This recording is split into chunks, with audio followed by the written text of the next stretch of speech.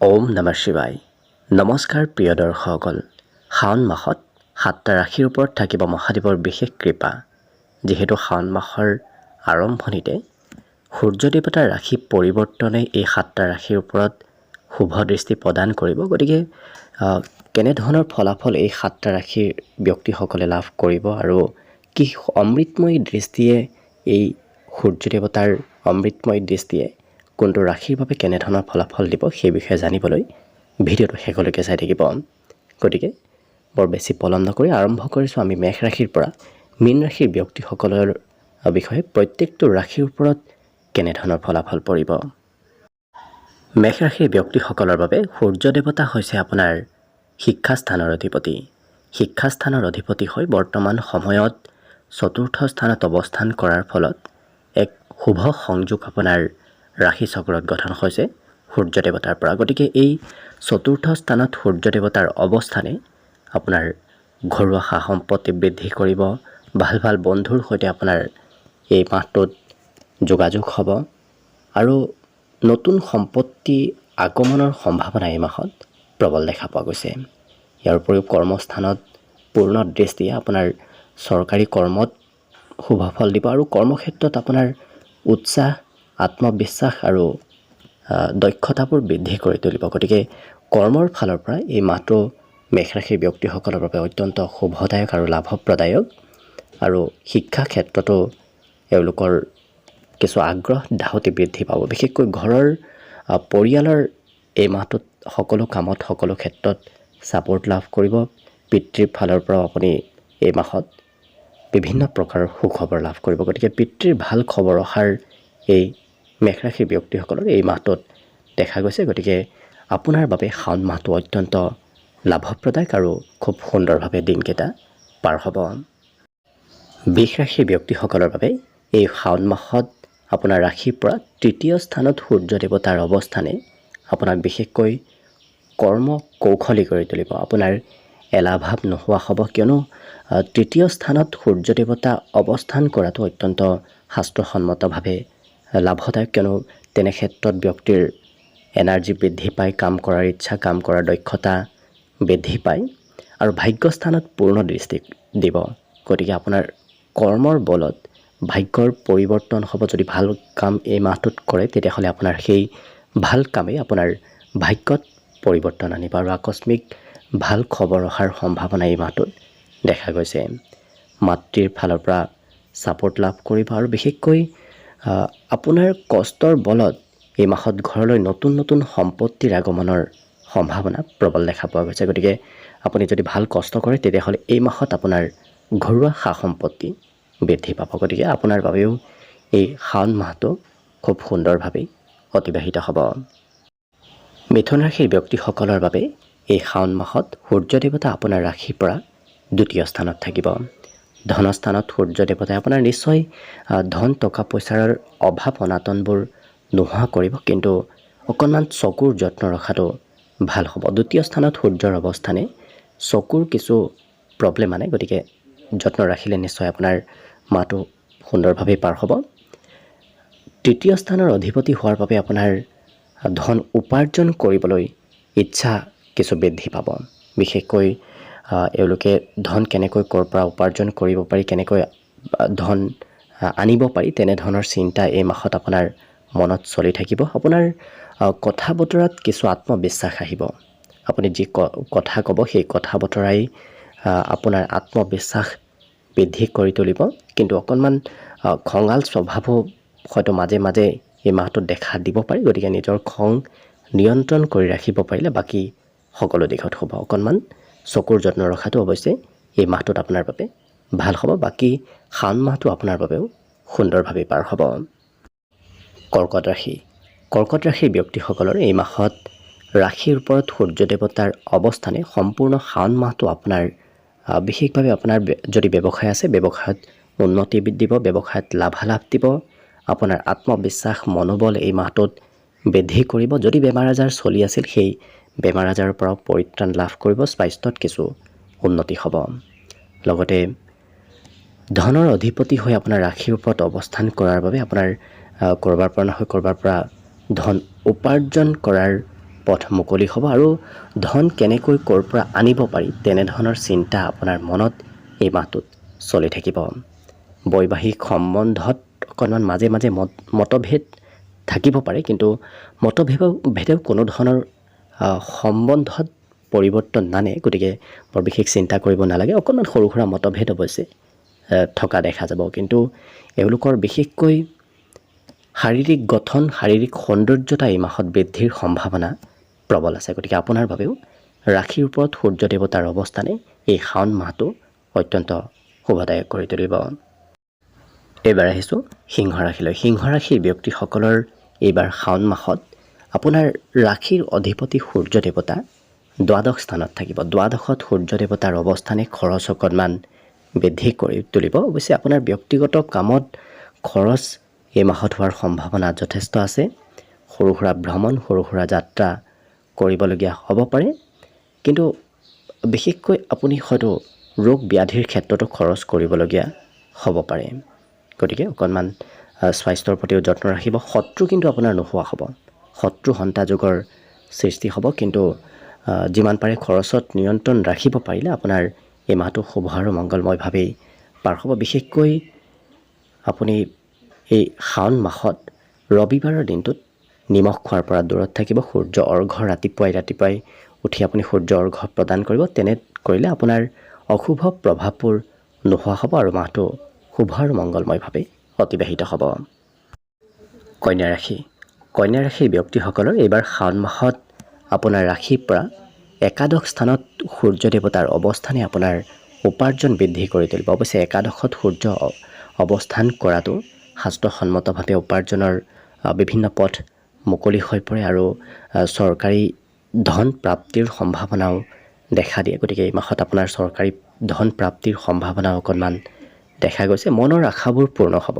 বিশেষকৈ আপোনাৰ মনোবল বাঢ়িব, ভাবি থকা কামবোৰ সোনকালে হৈ পৰিব আৰু শিক্ষাস্থানত পূৰ্ণ দৃষ্টি আপোনাৰ শিক্ষা ক্ষেত্ৰত আত্মবিশ্বাস বঢ়াব, পঢ়িবলৈ আগ্ৰহ বাঢ়িব, পঢ়াত আপোনাৰ আত্মবিশ্বাস বাঢ়িব। কিন্তু ধৈৰ্য মাজে সময়ে অকণমান কমিব পাৰে, যিহেতু দ্বাদশ স্থানৰ অধিপতি হৈ একাদশত আছে।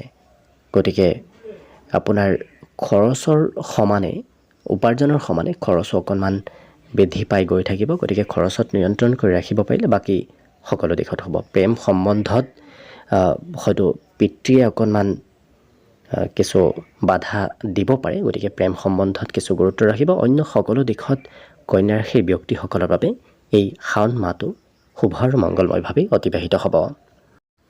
তুলা ৰাশি। তুলা ৰাশিৰ ব্যক্তিসকলৰ এইবাৰ শাওণ মাহত আপোনাৰ ৰাশিৰ পৰা দশম স্থানত সূৰ্য দেৱতা অৱস্থান কৰিব। দশম অৰ্থাৎ কৰ্মস্থানত সূৰ্য দেৱতাৰ অৱস্থানে আপোনাৰ কৰ্মত উন্নতি দিব। বিভিন্ন প্ৰকাৰৰ কৰ্ম এই মাহটোত লাভ কৰাৰ সম্ভাৱনা দেখা গৈছে। যদি আপুনি চৰকাৰী কৰ্মৰ সন্ধানত আছে, এই মাহটো আপোনাৰ বাবে অত্যন্ত লাভপ্ৰদায়ক আৰু শুভদায়ক। পিতৃৰ কিবা ভাল খবৰ এই মাহত আপুনি লাভ কৰিব। ঘৰত নতুন নতুন সম্পত্তি বৃদ্ধিৰ যোগ দেখা পোৱা গৈছে। বিশেষকৈ ঘৰত গৃহ নিৰ্মাণ আৰু পৈতৃক সম্পত্তি বৃদ্ধিৰ যোগ এই মাহত দেখা গৈছে। বন্ধু বান্ধৱৰ ফালৰ পৰাও আপুনি এই মাহত ছাপোৰ্ট লাভ কৰিব। অৱশ্যে শাওণ মাহৰ কিছুদিন যোৱাৰ পিছত অৰ্থাৎ মধ্যভাগৰ পিছতহে আপোনাৰ বন্ধু বান্ধৱৰ ফালৰ পৰা সম্পূৰ্ণ ছাপোৰ্ট লাভ কৰিব। উপাৰ্জন আপোনাৰ কৰ্মৰ পৰা উপাৰ্জনৰ মাত্ৰা এই মাহত বৃদ্ধি পাব। গতিকে লক্ষ্য কৰিলে আপোনাৰ এই মাহটো, সম্পূৰ্ণ শাওণ মাহটো শুভ আৰু মংগলময়ভাৱে অতিবাহিত হ'ব। মহাদেৱৰ কৃপাত আপোনাৰ বিশেষ শুভ প্ৰভাৱ লাভ কৰিব। একেদৰে বৃশ্চিক ৰাশিৰ ব্যক্তিসকলৰ এইবাৰ শাওণ মাহত আপোনাৰ ৰাশিৰ পৰা নৱম স্থানত সূৰ্য দেৱতাৰ অৱস্থানে আপোনাৰ ভাগ্যৰ পৰিৱৰ্তন কৰিব। গতিকে আকস্মিক ভাগ্যৰ উদয় হ'ব। যিহেতু সূৰ্য দেৱতা ভাগ্যস্থানত অৱস্থান কৰাটো শাস্ত্ৰসন্মতভাৱে অত্যন্ত কাৰক হৈ পৰে। গতিকে আপোনাৰ বাবে এই মাহটো অত্যন্ত শুভদায়ক আৰু তৃতীয় স্থানত পূৰ্ণ দৃষ্টি আপোনাৰ কাম বন কৰাৰ ইচ্ছা বঢ়াব, আপোনাৰ দক্ষতা কৰ্ম কৌশলতা বৃদ্ধি কৰি তুলিব, এলাহ ভাৱ আপোনাৰ নোহোৱা কৰি তুলিব।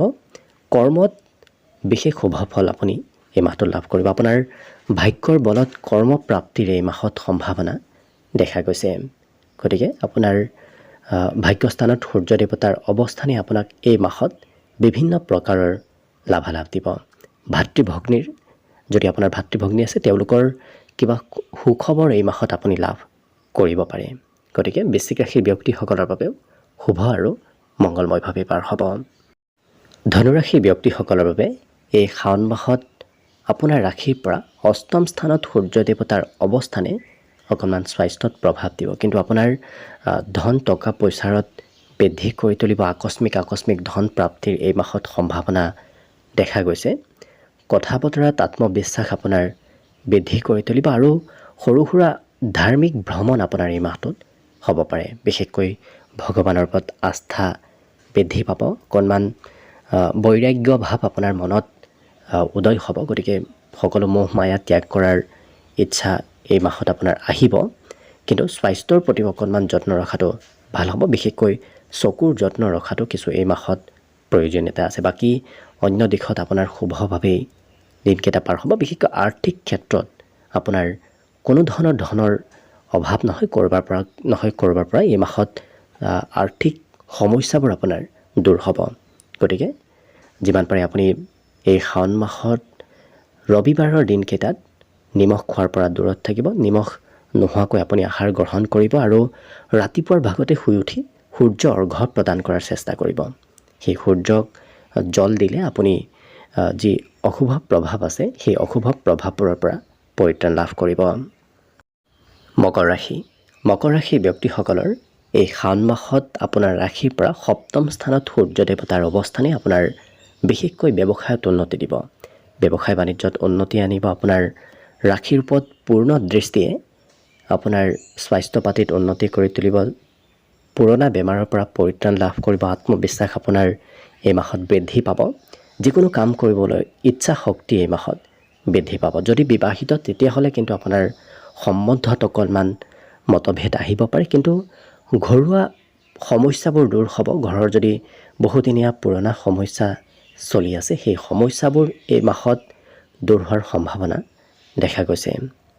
বাকী অন্য সকলো দিশত মকৰ ৰাশিৰ ব্যক্তিসকলৰ বাবেও শুভ হৈ পৰিব, কিয়নো আপোনাৰ ৰাশিৰ ওপৰত এই মাহত পূৰ্ণ দৃষ্টি থাকিব। গতিকে পূৰ্ণ দৃষ্টি আপোনাৰ ব্যক্তিগত সমস্যাবোৰ দূৰ কৰিব আৰু আপোনাৰ সৌন্দৰ্যতাত বৃদ্ধি কৰি তুলিব।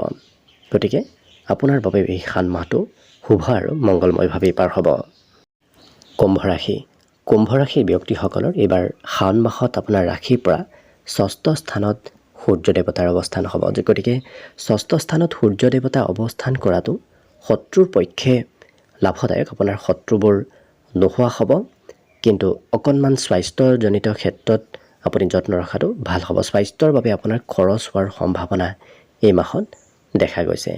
ব্যৱসায় যদি কৰে ব্যৱসায়ত আপোনাৰ খৰচৰ মাত্ৰা বাঢ়িব। পত্নীৰ সৈতেও আপোনাৰ খৰচ এই মাহত বৃদ্ধি পাব। লক্ষ্য কৰিলে এই কুম্ভ ৰাশিৰ ব্যক্তিসকলৰ এই মাহত খৰচৰ মাত্ৰা কিছু বৃদ্ধি পাব। গতিকে খৰচৰ মাত্ৰা হ্ৰাস কৰিবলৈ আপুনি এই শাওণ মাহৰ ৰবিবাৰ কেইটাত নিমখ অবিহনে আহাৰ গ্ৰহণ কৰাৰ চেষ্টা কৰিব আৰু ৰাতিপুৱাই আপুনি খুব ৰাতিপুৱাৰ ভাগতে সূৰ্য অৰ্ঘ্য প্ৰদান কৰাৰ চেষ্টা কৰিব। সূৰ্যক আপুনি যেতিয়া জল অৰ্পণ কৰিব তেতিয়া আপোনাৰ এই যি আহিবলগীয়া স্বাস্থ্যজনিত সমস্যা সেই সমস্যাবোৰৰ পৰা হাত সাৰিব পাৰিব। আৰু শেষত মীন ৰাশিৰ ব্যক্তিসকলৰ এইবাৰ শাওণ মাহত ৰাশিৰ পৰা পঞ্চম স্থানত সূৰ্য দেৱতাৰ অৱস্থানে বিশেষকৈ শিক্ষাত উন্নতি দিব। শিক্ষা তেওঁলোকে বিভিন্ন প্ৰকাৰৰ শিক্ষা গ্ৰহণ কৰিব পাৰিব আৰু একাদশ স্থানত পূৰ্ণ দৃষ্টি তেওঁলোকৰ উপাৰ্জনো বৃদ্ধি কৰি তুলিব। উপাৰ্জনৰ মাত্ৰা বাঢ়িব। চৰকাৰী পক্ষৰ পৰা উপাৰ্জন হোৱাৰ এই মাহত সম্ভাৱনা দেখা গৈছে। মনৰ আশাবোৰ পূৰ্ণ হ'ব। যদি কিবা কথা ভাবি আছে সেই ভাবি থকা কথাবোৰ সিদ্ধি হোৱাৰ সম্ভাৱনা দেখা গৈছে, কিন্তু প্ৰিয়জনৰ অকণমান স্বাস্থ্যত প্ৰভাৱ পৰিব পাৰে। যদি প্ৰেম সম্বন্ধত আছে সেই প্ৰেম সম্বন্ধত প্ৰিয়জনৰ স্বাস্থ্যত দুৰ্বলতা এই মাহত অহা দেখা যাব। বাকী সকলো দিশত শুভ। এই মাহটোত মীন ৰাশিৰ ব্যক্তিসকলৰ শিক্ষাস্থানত সূৰ্য দেৱতাৰ অৱস্থানে সকলো প্ৰকাৰে শুভ ফল প্ৰদান কৰিব। গতিকে আশা কৰিছোঁ প্ৰত্যেকগৰাকী ব্যক্তিৰ বাবে যেন এই পবিত্ৰ শাওণ মাহটো শুভ আৰু মংগলময় হৈ পৰক, তাৰেই কামনাৰে ভিডিঅ'টো আজিৰ বাবে ইমানতে সামৰণি মাৰিছোঁ। ধন্যবাদ।